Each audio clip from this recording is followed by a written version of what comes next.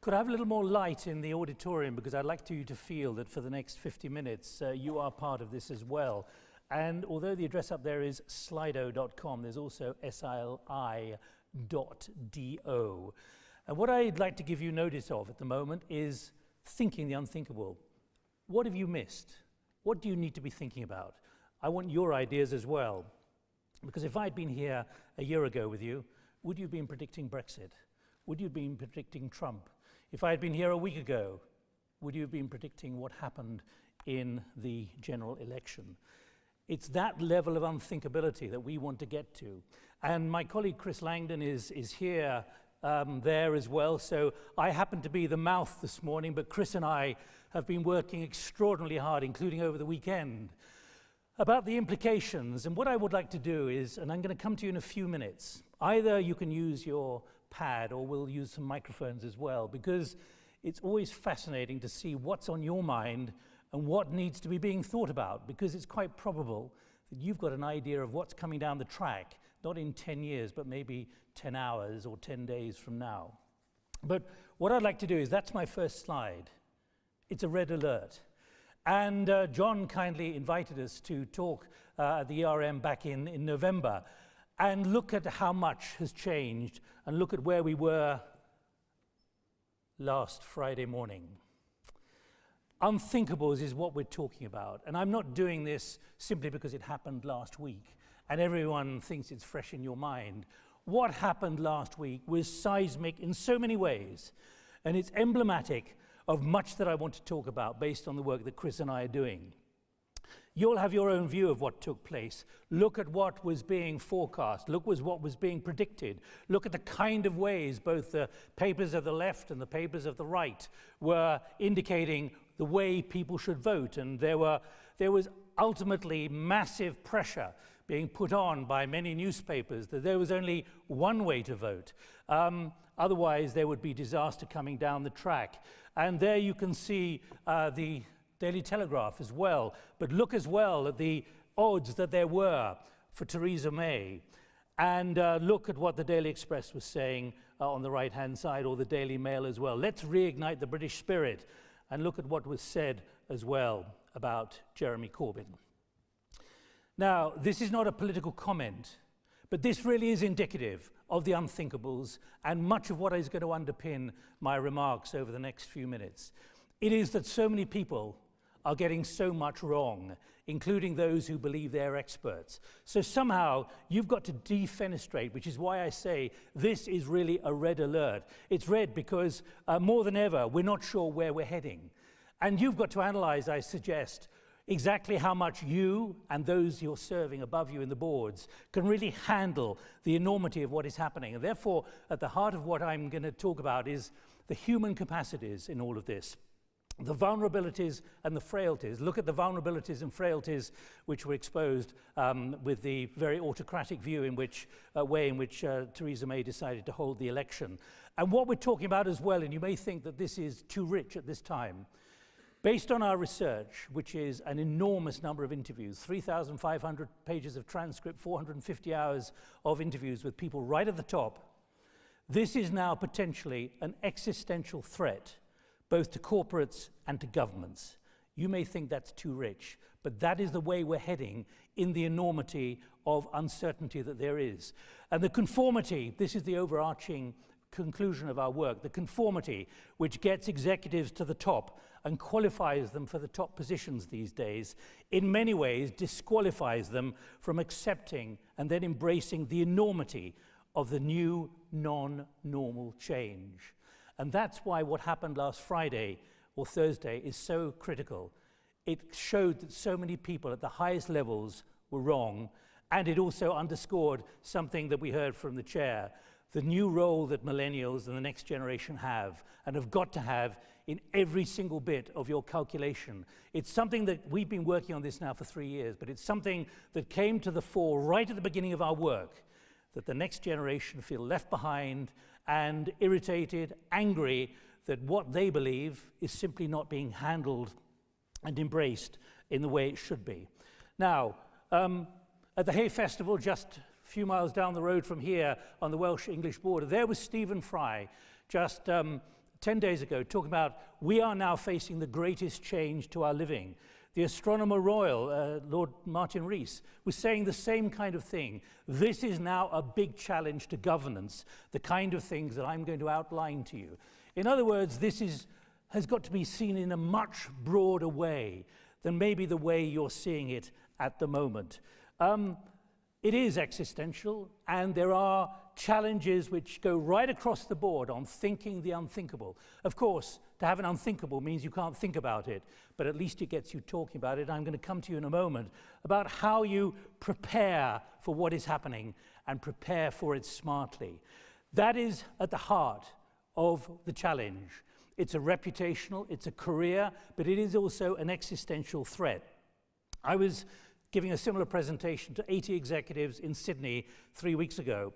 And while I was over there, a very senior executive wrote to me, quote, "I'm watching a good number of business and state leaders managing clear symptoms of distress, stress, and depression, a sinister and mostly invisible issue for performance out there." Now, I say that not to worry you, because what I want to do in the next 45 minutes is move to positives.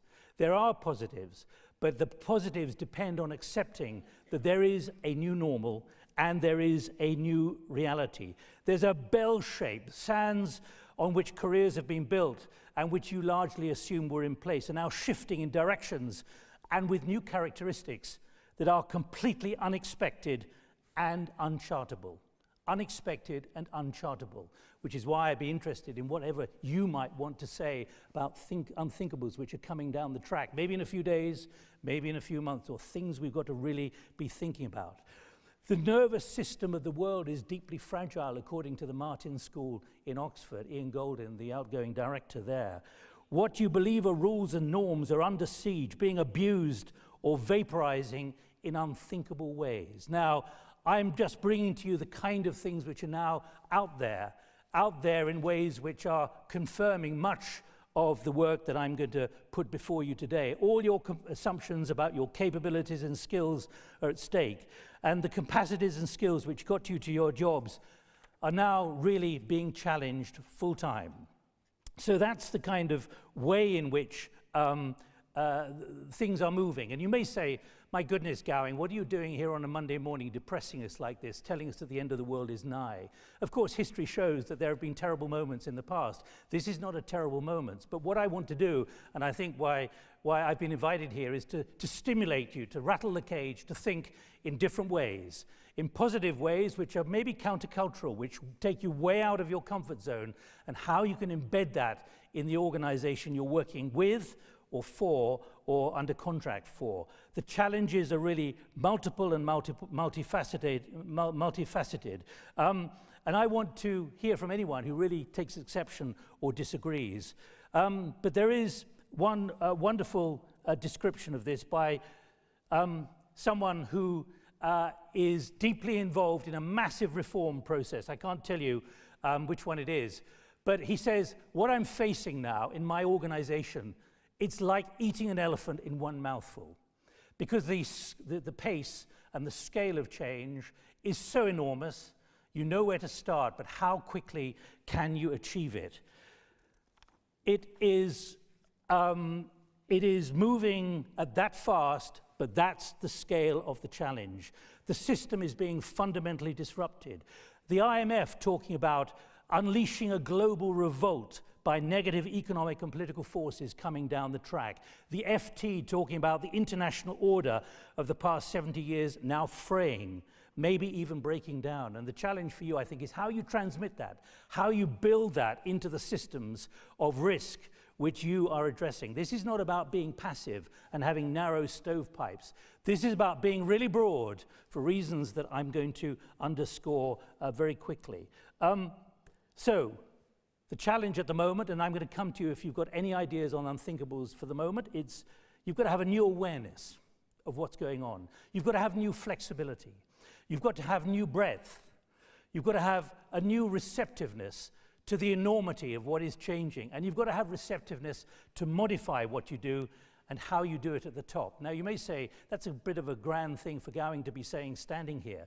But let me tell you from our interviews behind closed doors, the people right at the top, those you are working for, are saying exactly the same thing, but they're not sure quite how to achieve it. Now, in a minute, I'm going to come on to the next stage of where things are going, and just to underscore that, we'll be talking about him and what he's doing, and the kind of messages that he's sending on leadership in particular, and also on risk, and how many people around the world are looking at what he's doing and saying, maybe that's the way I'm going to run my government in future. But let me just pause for a moment. Can we just go to the Slido? And does anyone want to come in with a microphone at this point? Anyone want to come in with unthinkable thoughts or unthinkables which may be coming down the track? Okay, well, let me walk over here. Here we are. What politicized so many younger voters, and this have longer-term implications? The answer is most profoundly yes. Certainly the Conservative Party, but everywhere around the world. We're seeing it in France at this moment with the parliamentary elections. That is a profoundly big change which is coming down the track, and we identified this 2 or 3 years ago. Most people thought we were smoking something and we must have been meeting the wrong people. This is a profound challenge and threat. Look what happened in the city of Canterbury after 100 years of Conservative MPs. Suddenly the MP pushed out. That's because there's a very, very strong university there, which is very European as well, and they decided we don't like the Conservatives. Do you think the election result will impact on our negotiating position with Europe? I'm not here really to give you political comments. You can give that, ask Andrew Marr about that. World War III, and it's our fault. World War III, I'd put to you, and I'm embracing a number of enormous conversations which you have in Brussels, which you have in many parts of the world now. I would say there's a chance of significant global instability which could lead to social conflict. And that's one of the reasons why President Xi of China is acting to make sure the party's in control, because he can see that social instability coming down the track. World War III is probably a bit grand at the moment, but when you realize that the Russians have just deployed nuclear weapons, short-range nuclear weapons in violation of the INF Treaty into Kaliningrad, which is just between Poland and Lithuania, with a range which can hit Berlin, then you have to say with the Russian military doctrine of the first use of nuclear weapons, that is a new challenge and threat, although NATO is just now waking up to it. Trump, Brexit, BA, terrorist attacks, I can't read that. Do people get how serious things are? I would say no. And that's why I was delighted, and Chris and I were delighted to come here. We don't think that people really understand the enormity of what's coming down the track, and what I'm going to be detailing for you, which are things which are opportunities and positives as much as negatives, but it's about being aware of what is happening as opposed to just switching off. Let me leave it there. Does anyone want to come in with a microphone at this stage? I'm encouraging you to make this feel like a conversation rather than me just standing up here. But I'll come back to you if you'd like to, about unthinkables, which maybe I'm making you feel are things which should be put on the agenda if people are not really aware of what is happening. Can we go back to my slides then, please, to show the President of the United States. And that really is a red alert for a number of reasons. As Martin Wolf in the FT wrote a couple of days ago, we live in the world the US made, now it's unmaking it. We cannot ignore that grim reality. Trump is in a permanent war with reality. Now, why do I quote Martin on that? Why do I bring this to your attention? Because this is a seismic challenge to everything you assume about government and governance, as with Lord Martin Rees, the Astronomer Royal. He seems to prefer autocrats to today's Western Europeans. He's someone who is now governing by tweet, and he makes spelling mistakes. He even confirms he makes spelling mistakes. He calls them clinkers. But we are having government and policy made by tweets which include spelling mistakes. Now, you work out the implications of that by his own admission.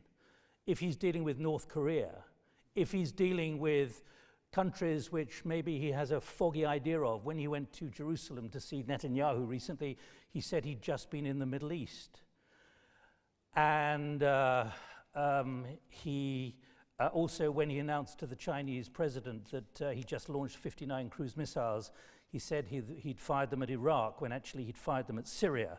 So these are serious problems which have to be acted on, embraced within your calculation of what unthinkables are, because in this new environment, there are a heck of a lot of people at your level and further up who, by their own admission, are blindfolded and blind to what is going on in answer to one of the questions we've just seen.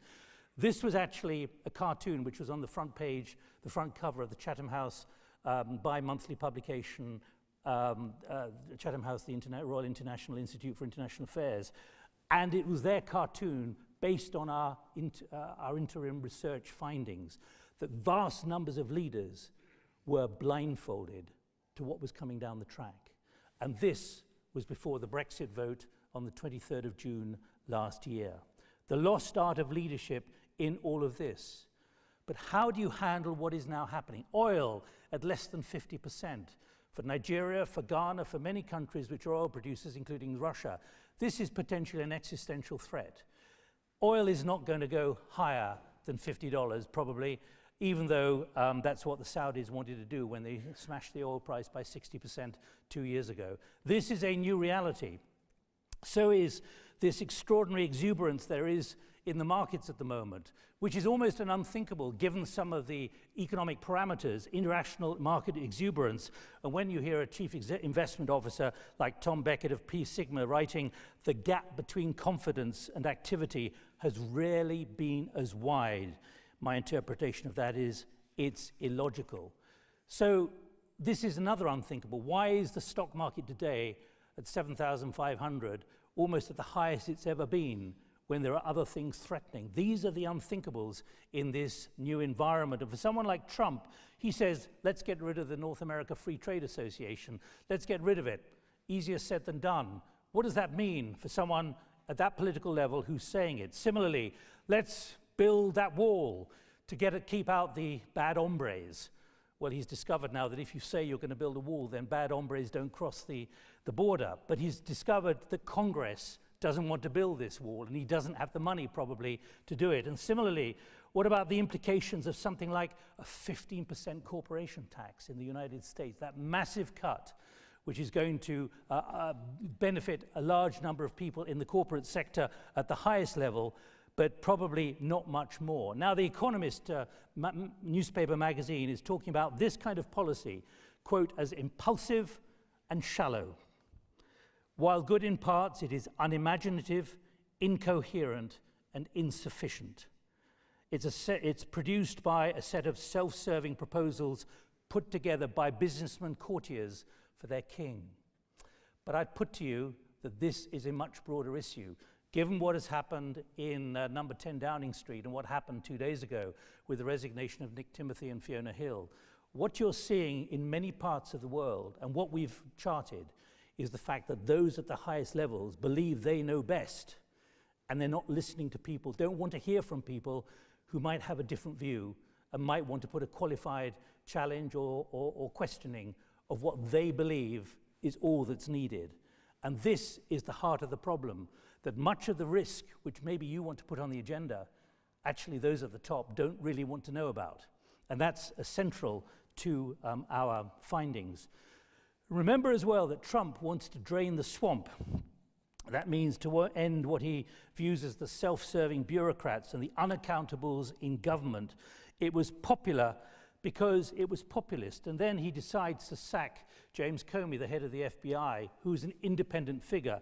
And his contract and his work is hereby terminated. But look at the way that's happened.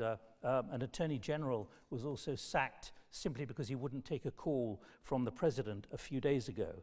And so in this new environment, we're talking about new uncertainties which are creating new unthinkables. The implosion of the government system. And I go around the world a heck of a lot. There's a spinning going on, and here is Steve Bannon, the chief strategist in the White House. There are many governments looking at what Bannon is doing in the White House and with Trump's agreement, which are laying down fundamental new rules for the business of governance in this new environment.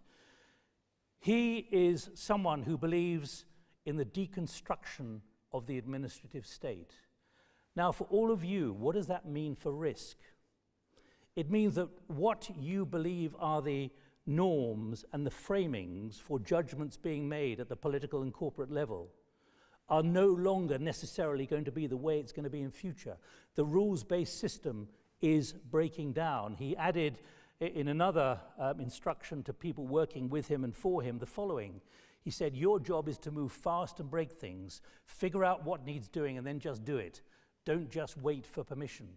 That means in your business, if you think you've got a measure of the risk, measure of what people at the top are going to do, a measure of what those around the world are going to do, in many ways, you haven't seen anything yet because of the uncertainty created by this new culture, the deconstruction of the administrative state.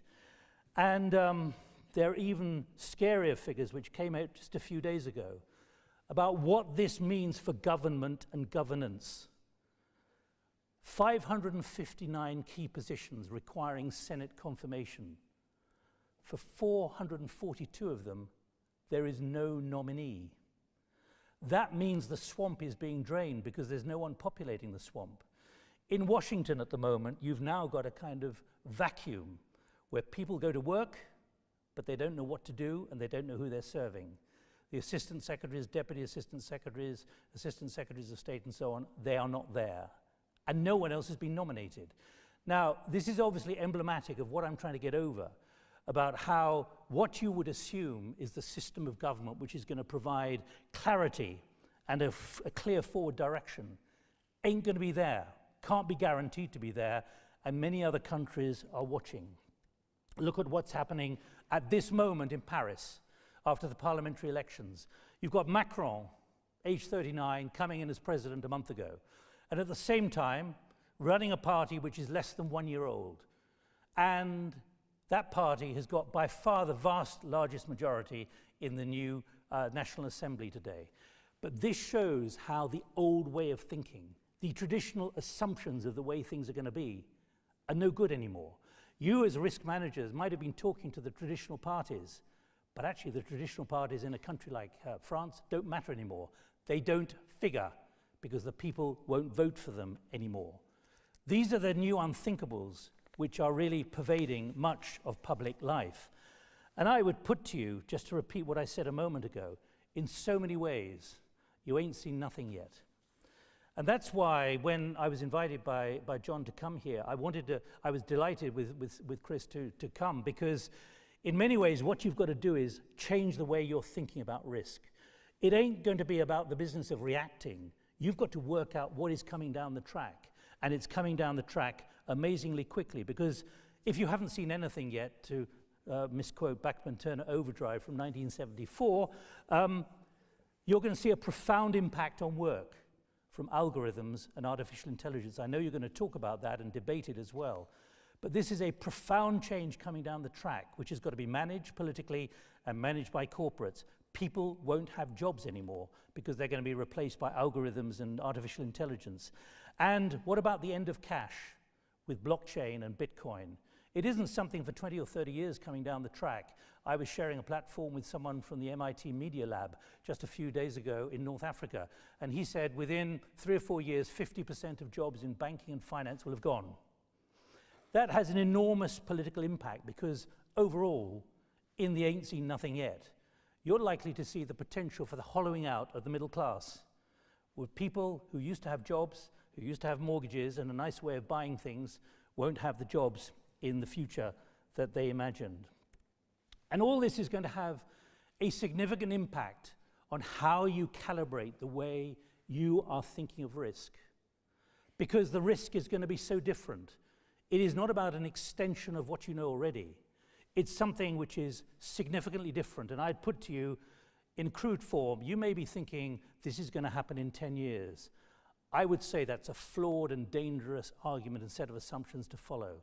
I would say it's moving substantially to the left. 10 years, 10 months, 10 weeks, probably more like 10 days, even 10 hours, and possibly 10 minutes. How are you prepared for that? And I'm going to give you a couple of examples in a minute which underscore that 10 minutes business of risk, which was not even thought about. But look how existential that became as a threat. Now, when you go to conferences, they say, let's think about what's going to happen in 2035 or what's going to happen in 2030 or 2050. I would suggest to you that that's not way to the right like it is on that graph. Actually, that 2030, you should be thinking now, it's actually 8 hours from now. That's the speed at which things can happen and become existential threats, because unthinkables can hit you in that way. So, what is an example of that? Well, we heard that from John, but this. It wasn't about how the outage happened. It wasn't maybe the human error. It was the way it was handled. Now, I can tell you a story. Is there anyone here from BA? I should perhaps ask this, but the former chief executive from BA, Keith Williams, when I put to him, how are you going to handle a crisis about a couple of years ago, we had an interesting exchange, because I've been doing a lot of work on the new transparency and the new public information space. And he said, this is the one thing that keeps me awake at night. How we're going to handle a major crisis, not the opening of Terminal 5, but obviously a major crash or something like that. This was rather different, a different kind of crash. But then he came back to me a few weeks later, he said, everything's fixed. Everything will be sorted out by the marketing department. That's British Airways. Now, this, of course, you may laugh, but it's true, I've got the emails. This is now going to cost up to £150 million. You know the realities there. About the behavior and how it was handled by the human beings who had to confront 75,000 people who didn't have any flights. So, we're talking about how you think the unthinkable and how you prepare for it smartly. Think of what has been happening in the last 2 or 3 years, which is what stimulated this project since I left the BBC. We've had Brexit a year ago, this next week. We've had Trump. Look at the business of migration and how that has become an existential threat to many governments, Poland, Hungary. What we're seeing in this country has been driven as much by the migration crisis, those people coming in from North Africa or Syria. And Russia, the threat from Russia, and that's a very nationalistic push by Putin. Why leaders have lost the plot on multiple issues. That was at the heart of why we started down this research project. And let me relate to you how the German government has wrestled with this. They've now got nuclear missiles facing them from 500 kilometers away. They believe they had Russia understood. They believed that migration they could cope with. And they believed until literally this time last year, don't worry, we understand the way things are going. But they thought there was a period and a continuing period of stability and ultimately, it's their word, tranquility. That tranquility has gone. In Berlin, they have to wrestle now with the possibility of a nuclear attack by short-range nuclear missiles from Kaliningrad. And maybe not seen by most of you, last year they issued a massive document saying to every German, prepare enough water and food for 10 days. Why is that? Cyber attack, poison, interruption of utilities. This is why it becomes an existential threat to governments. And we're talking here at a time when there will be an election at the end of September in Germany. So, two things to take away at the moment. Existential. This, you may think, is too grand, but that's what people are telling us behind closed doors. And secondly, what is the new normal now? How do you define it?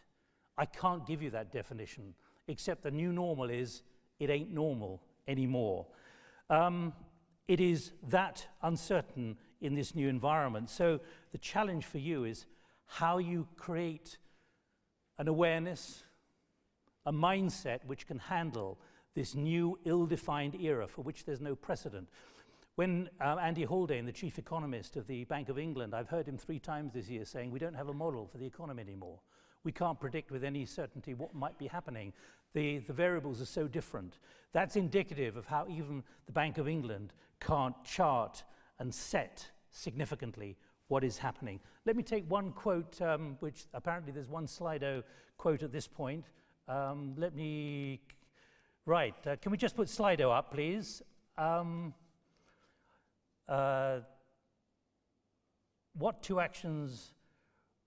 What do you think will best reduce the risks resulting from groupthink within boards of directors, from Paul May of Concordia? to actually accept that this is a very serious challenge. Reduce the risks resulting from groupthink. Get rid of groupthink. But the trouble is, if you're in a board, Paul, you've probably got groupthink, which is why you're there. That's a big, big challenge. Does this mean more risk directors on company boards? Our view, we're not paid for by anybody, we have no allegiance whatsoever, is most certainly. This is something that's lacking significantly. Is the environment at serious risk? What does this mean to millions of people living in affected areas?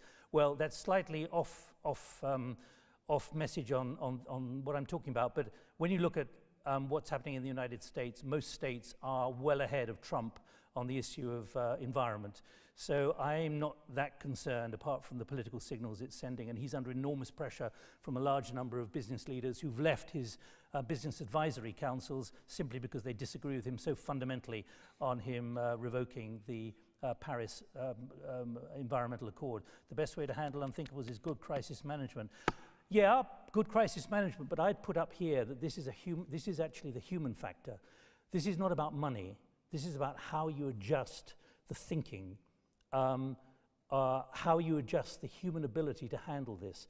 And one of the problems we've identified is simply that this issue doesn't have a budget line, and therefore it's not accountable as directly as so many other things inside companies. This is about how you change the human capacity to handle this, the human software, and really, that comes free. One more, and then I'll stop and move on. Do you think our business leaders, as well as politicians, have lost the art of the long-term thinking and are just chasing populism and short-term gains? Yes, but they haven't lost the art of long-term thinking. They've actually suppressed the skills of long-term thinking. And that, if you remember, is what Ivan Rogers, the British ambassador to the European Union, said very explicitly in his 1,600 words in his email on the 3rd of January, when he said, I can't do the job I'm paid for as a civil servant. My job is to tell the British government exactly what's going on. And they don't want to hear me. So they've made my life impossible. And I have to say that's obviously what's happened with Fiona Hill and Nick Timothy as well. They were oppressing, shouting, bullying.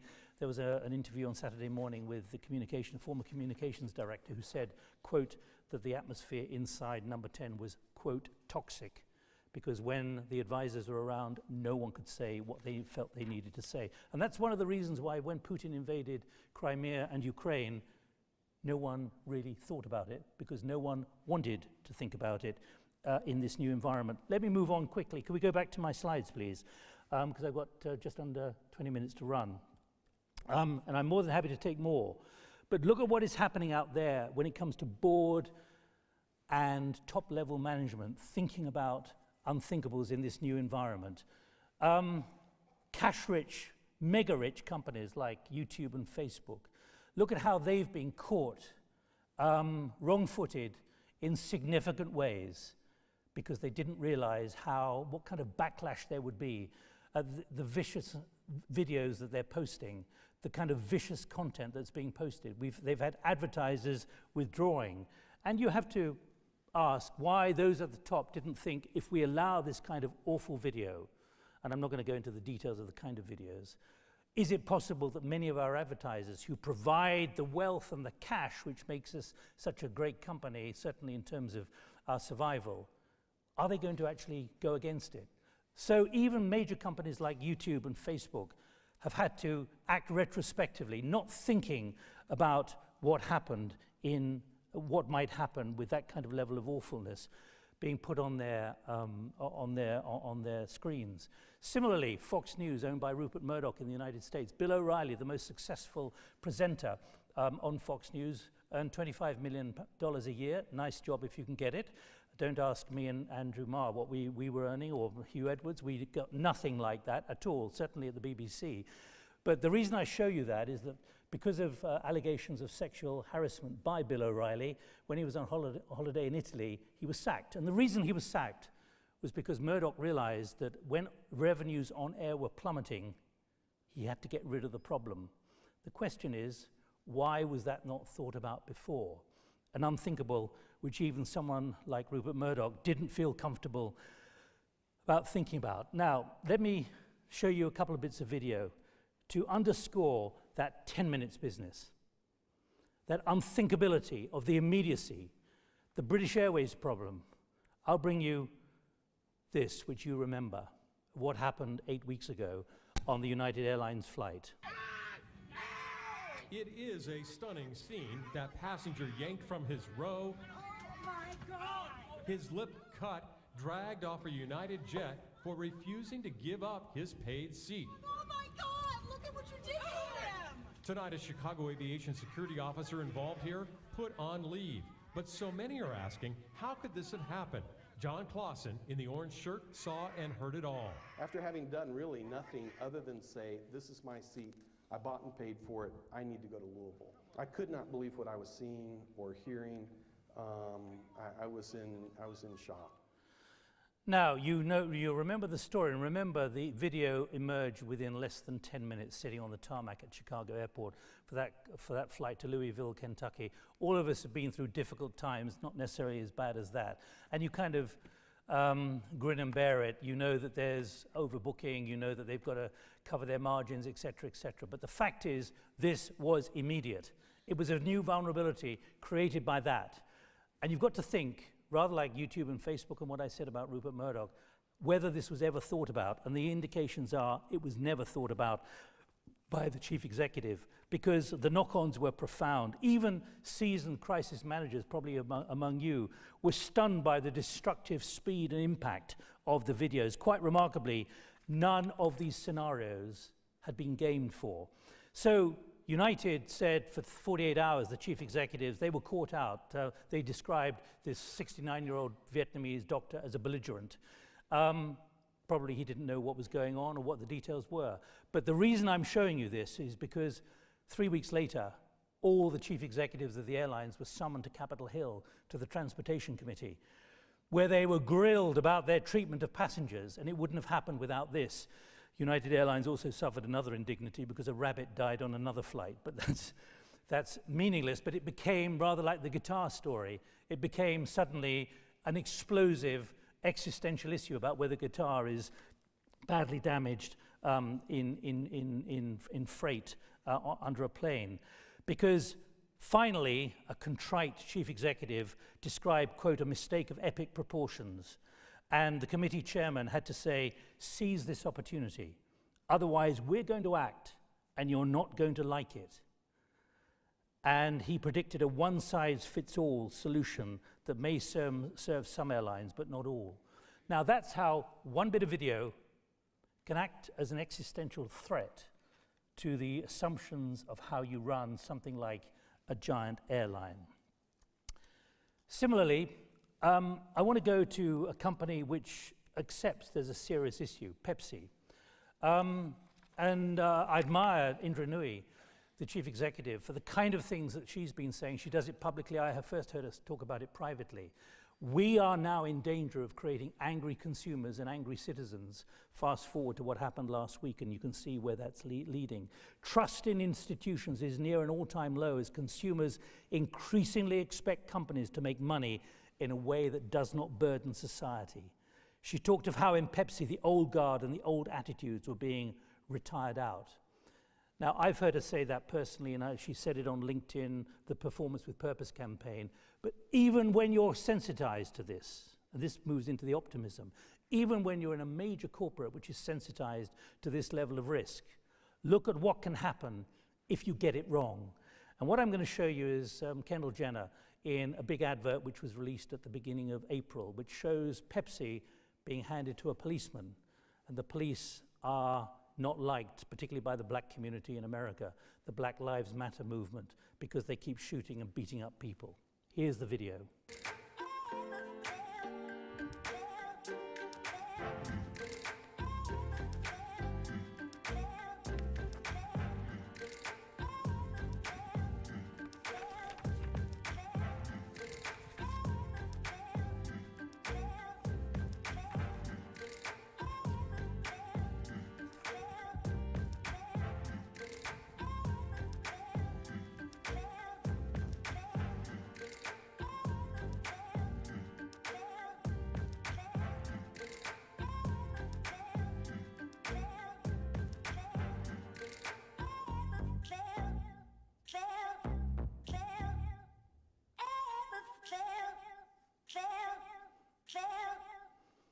So what I'm highlighting there is the internal tensions when the company is aware of the new expectations on a corporate when it comes to risk and crisis. Yet it creates that kind of thing inadvertently, maybe because things are not communicated inside the company. Within a few hours, on the 11th of April, that was pulled to avoid reputational damage, and Pepsi described it as clearly missing the mark when you're handing a Pepsi to a policeman who's emblematic of the forces around the states of the US who are beating up people and killing blacks. Not a great day for Pepsi. So, as I bring it more to the positives, it's about how in this new environment, new purpose and new values can be created. And I'd put to you that handling of risk is central to that. Because I quoted there Indra Nooyi from Pepsi, and we're seeing this now more and more in public forums where the more enlightened corporates are saying, we've got to realize we've got to have purpose. And we're going to be caught out, but we mustn't be caught out. We must understand the feelings of millennials particularly, because they buy our products and they don't like what we see. And if they don't like what we see, they won't buy them anymore. And also a different definition of values. Values, not money, but the values by which a company or a government manages its business. Thinking the unthinkable, preparing for it smartly. That's our document from last year. We're now in the middle of preparing, and it's moving so fast, as John said, that it's difficult to, we're running after shadows here. But it is about these blindfolds which are out there in the new level of environment, and it is about the hacking through the jungle, which we see, hacking through the undergrowth, because that's what many at the top say. They want more enlightenment, and this is what we wrote this time last year, the Leadership Challenge. I'll just read it if you can't read it further back. This was just before Brexit last year, based on the kind of findings we've got. In the UK, a majority could vote in June to leave the European Union. In the US, the presumptive Republican presidential candidate is Donald Trump. Britain out of the EU, President Trump, to express incredulity is not a political judgment. Until a few weeks ago, what many viewed as outlandish unthinkables were not even being considered or investigated as part of corporate or political risk assessments. Now they have to be. Fast forward to June the 8th, June the 9th, and you could say that's indicative of the dilemmas which have been created by the election of last week. And in all of this, I come back to how you handle this. You think about not things which have got a monetary value, but which have got a value inside the company with your staff, of culture, of mindset and behavior. And another takeaway here, it's easy to talk about thinking the unthinkable. In reality, it's about thinking the unpalatable, which is why in my final 5 minutes, 6 minutes, I'll just issue the challenge to you again. What do you know about, which you'd like to share here, which is really coming down the track, which is known about, and which much more should be done to engage and embrace in the same way of Brexit, in the same way of Trump, in the same way of what we've been seeing? Because that, I would put to you, is the new skill that needs to be developed, even if it means that you're putting your neck on the line within the company to actually say it. Because time and time again, that's where we see real resistance, career-limiting moves in this new environment. Our findings, which ought to underpin the next 2 days of discussion, so many people now confess to being overwhelmed by the multiple intense pressures. They feel constrained in risk management, particularly by institutional conformity. I come back to that word I used right at the beginning of the presentation, conformity. Willful blindness almost. Groupthink, which is one of the questions I think from Paul May there. Risk aversion and fear of making career-limiting moves. Time and time and time again. That's something which we were told. I can't dare to put it on the risk agenda because actually it's outside of the comfort zone of those I'm serving. Reactionary mindsets, cognitive overload and dissonance, and above all, denial. Well, the fact that you're here and I'm talking to you means actually that really you're already over the threshold of the denial problem, and we can now move into positives, because the challenge I'd put to you The scale of the challenge has to be thought of in this way. And this comes from Chris Donnelly, from the director of the Institute of Statecraft.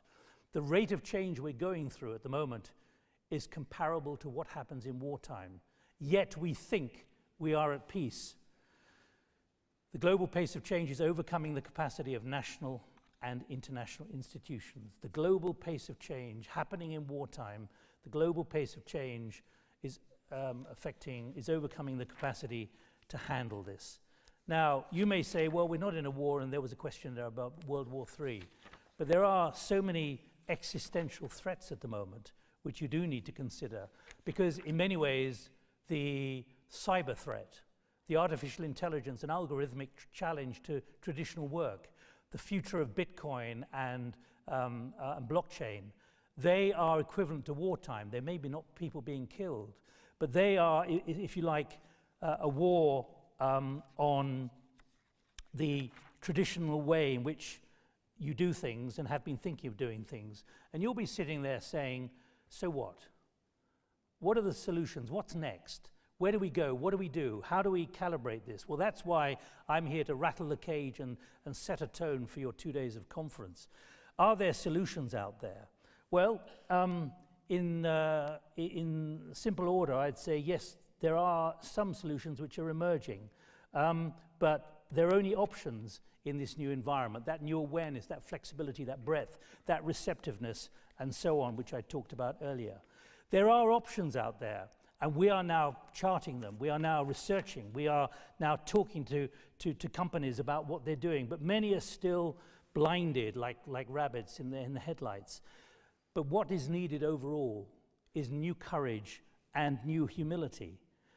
There has to be almost just something very cheap, a change in the language. Something which is dismissed in the meeting as wacky actually should be seen as wise. If it was seen as bonkers, no, don't do that. It's bonkers. It's way out of our zone of comfort. Actually, that should be seen as bold. And similarly, maverick. No, actually, maverick is visionary in this new environment. So how do you create that new environment in which this is something which is significant and enduring in this new environment? And let me take you to one example to show you the price, a bit like British Airways, of not getting it right. Safaricom, East Africa's big telecommunications company, this time last year, they went through an existential crisis which came at them from out of the blue, because the public, the young people, the 25-year-olds and under, half the population said, we don't like you. The chief executive was accused of being a thief because he was charging too much for data bundles, or the company was charging too much for data bundles, and I'm just summarizing here. They went through an existential crisis where those at the top, and we've done 2 brainstormings down in Nairobi, those at the top said, we were humbled, we were humiliated, we didn't see this coming. The next generation, the millennials, they're our future business, and they didn't like what we were doing. They boycotted the company big time. So how did Safaricom handle this? These are the positives you've got to think of. Suddenly they created a big campaign called Blaze, where they targeted 1 million young men and women, young boys and girls, the people who were accusing them of being thieves, bringing together new opportunities, Blaze events as they called them. It was a big, big, big investment. They hired a lot of millennials into the companies so that the company understood what millennials were thinking. They held mentoring sessions so people could somehow feel that if they joined Blaze and they were part of Safaricom, they had a chance of getting a job or a skill in a country where having a full-time job is an incredibly challenging business. And at the moment, they're on the right side of it. But the millennials, and this comes back to exactly what John was saying and Clive was saying at the beginning, the millennials, they're fickle. And that's what we've seen in the election last week. They've got a very different approach to the traditional way of doing things. And I sat in brainstormings where the 20-year-olds, 21-year-olds were saying, yeah, well, it's been a good way of reacting to us, but that doesn't guarantee that we'll support this company again in future. Angry consumers and angry citizens. So let me leave you with this thought, the positive in all of this.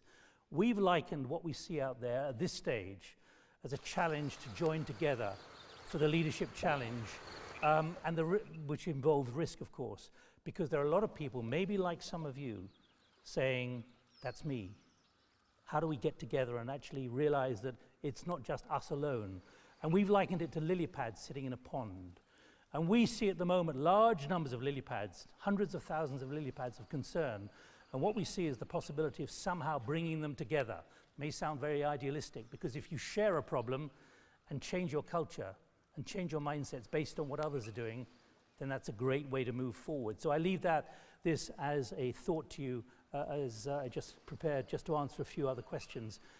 And that lily pad sits on the pond, but underneath what you can do and what we're finding is a commonality between people and institutions, organizations at the highest level who've got the same problem, and we're trying to converge the data and the challenges. And it's something I think that Airmic is also moving in the direction of. So this is not seen as a threat, but as a new opportunity, done with courage and humility, which is tackled in that way. And what we're trying to do is bring together those we know from data mining, have the same problems, to reassure them that in challenging this new wartime experience, when it comes to the new realities of the new normal, they're not alone. That's my final message, but let me just take 2 or 3 of the last messages, if I may, on Slido. James, can you just switch the, can you just switch so I can see the Slido messages? Is that possible? Is there anyone out there? Does anyone want to use a microphone? Should there be more millennials on board? Chris is very much talking to me as well. Should there be more millennials on board? Absolutely. Some of you will then say, well, they don't have the experience. They don't have the knowledge of the business. But what you're seeing is the issue of culture. And I could have talked about the chief executive of a bank who said, we are now youthizing our attitude to the way we run our company, our bank. The chief executive of another bank saying, I want the next generation in because we realize we're way out of step. So the answer most certainly is yes. Even with the downsides, you may think that they're not as conventional as you. They are your future, both internally and to understand what those outside are thinking. Crisis management is the wrong term. It sounds like it's so out of control, it's a crisis, for example. I agree. I mean, it shouldn't be a crisis. What I'm sharing with you is something which is preventable. And finally, do you think the manipulation of data and fake news influenced the elections and Brexit results, alongside the overload of information, will eventually result in so much confusion that it'll be hard to read the real risks that require dealing with? Quite possibly, but look, I've been a journalist for many years. You should ask Hugh this, you should ask Andy Marr this as well. I think we can distinguish fake news, and that's the value of good journalism. It's also about discretion, it's about curating good information, and it's about looking at a screen and saying, that is not true. The problem is, he has made it emblematic of a new cult, which is anything he doesn't like is fake news. I think it's a distraction from an issue, which is there's a lot of information out there, and most of it is right. Was there any influence in the British election? I have no knowledge at all, but I think there were 40,000 ballot boxes. And I think the chances that the Russians had imported 40,000 ballot boxes into this country and gone to that number of polling stations is probably for the birds. I don't think it happened here. So I hope I've answered the manipulation of data and fake news. There's manipulation and there's policy advantage. Obviously, as with 350 million a week into the National Health Service, you can manipulate news. And you'll have to work out whether it's manipulation. Final question from Helen. How in the wider community do we help to develop capable leaders of the future? You left that right to the end. I hope what I've done is given you inspiration to think about what leadership needs. And I'm not talking about getting rid of every leader out there. It's about how you can change them, because some of them are trying damn hard to change things. They've got to convince the board. But look to Paul Pullman of Unilever. He doesn't have to do quarterly reports, and he's trying to do this. So there are those you can follow, those you can use as models in this, and we hope in the next stage of our research to have identified quite a few companies, people, and those with good reputations who've made an effort. But as one person said to us, It's all very well to change things. We can just about do that. But does it really improve things for a leader? I leave that thought with you.